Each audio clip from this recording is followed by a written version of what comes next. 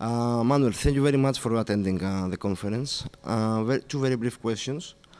The first one relates to the way you experience the crisis, also both as an academic and as a citizen of Portugal, which is another affected country, perhaps not as much as Greece, but still affected.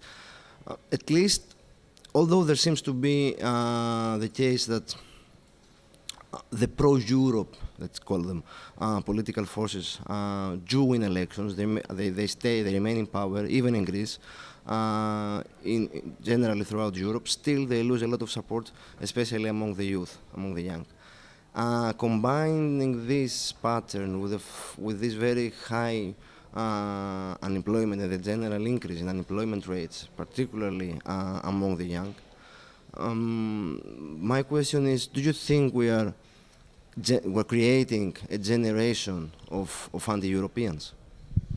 I hope not, because I think that part of the answer to the European problems has to come from the European Union. I don't think that the European Union has behaved well, and I think some resentment to the European Union comes from that. Portugal was typically a very pro-European country. We didn't have any phenomena of anti-European parties showing up or gaining a lot of momentum, but we had a problem of the youth being a bit alienated by the political system in general and being much less enthusiastic about Europe. But nevertheless, I think a lot of the youth are using the opportunity of Europe to go on Erasmus, and a lot of them are facing Europe as their working place, since the job offers are down in Portugal at this moment.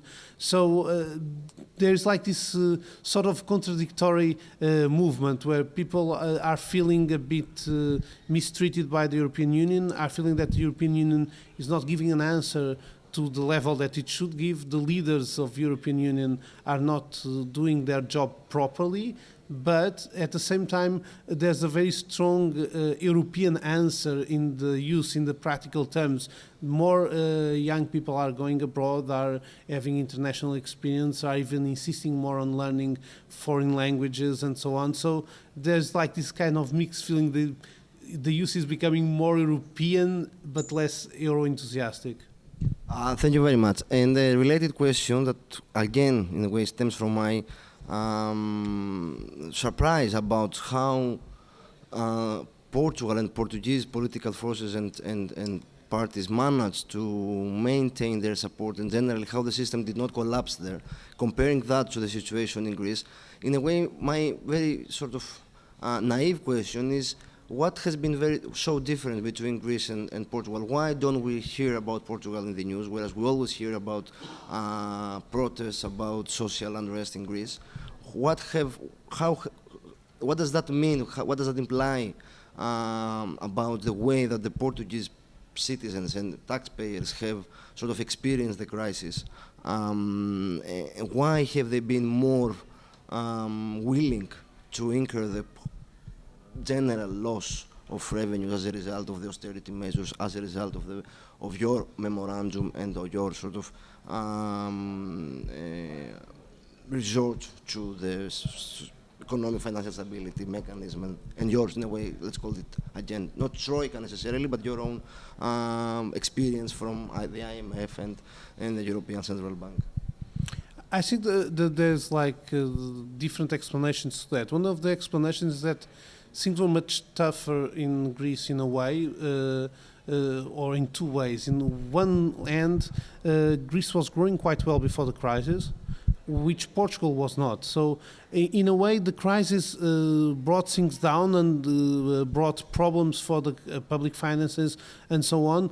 But we were having some adjustment of the economy since the beginning of the century, with slow growth, with the pace of construction slowing down, with the unemployment coming up in a controlled way still. With the crisis, it went up skyrocket. But so these things, in a way, before the crisis, people were a bit prepared for sacrifices and were already discussing a lot of the reform agenda. Actually, a lot of the most important reforms were done before the Troika, and it's like the reform of the social security, labor market reforms, although incomplete, they have been more deepened after the Troika, but some labor reforms were done in 2007, social security, reform of the bureaucracy of the state, a lot of, we had a simplex program which was simplifying the administrative costs and fighting against bureaucracy and putting more e-government into action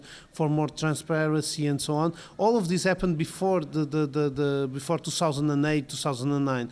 And then with the crisis and with the Troika, what we were obliged to do was not very different.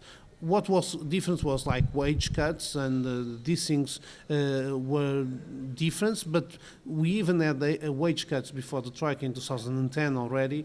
And the other reason is like institutions. Our protest parties in the left, some of them are much more institutional.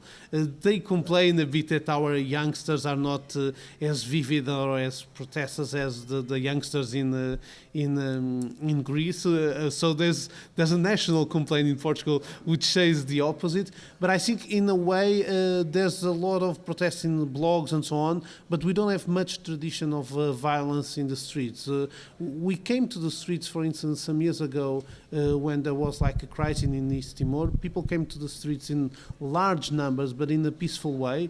And there were moments in Portugal history in the past where people came to the streets in large numbers. Even during the Troika intervention, there were like 2 big demonstrations called by no party at all, by just the civil society, that had a lot of people and a lot of enthusiasm from that people, but were not marked by violence or by this very sectarian, anti-European. Most of these people were more reformists and saying that the government should do the reforms than the anti-system or whatever. So it's I think it's a different setting and different institutions, and also a different tradition. We didn't have like a left that was very strongly anti-American or anti-capitalistic or whatever. So it's more of a moderate kind of agenda in a way. Thank you very, very much.